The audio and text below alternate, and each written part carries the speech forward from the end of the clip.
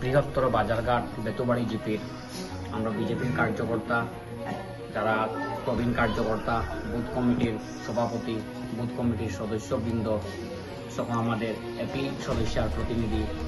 আমরা মদনমোহন জিউর আশ্রমে বাজারঘাট উপস্থিত হয়েছি। আমাদের আসাম সরকারের মন্ত্রী তথা আমাদের পাতারকান্দির বিধায়ক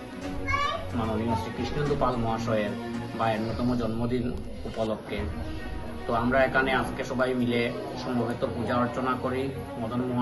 মদনমোহন জিউর কাছে ওনার স্বাস্থ্যের এবং উনি যেন দীর্ঘজীবী কামনা করি এবং উনি যাতে আসাম মন্ত্রিসভায় আগামীতেও যাতে আবার স্থান পান এবং উনি যাতে আরো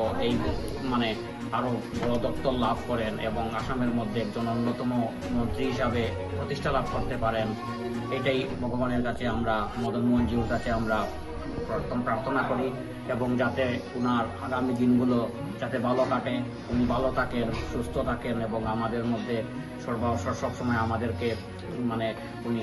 দিয়ে যান, প্রেরণা দিয়ে যান, যেরকম আমরা দলীয়ভাবে দলীয় কাজকর্ম করতে পারি, যেরকম উনি দিয়ে যান, সেটাই ভগবানের কাছে মদনমোহন জিউর কাছে আমরা প্রার্থনা করি। বন্দে মাতরম, ভারত মাতা কি জয়।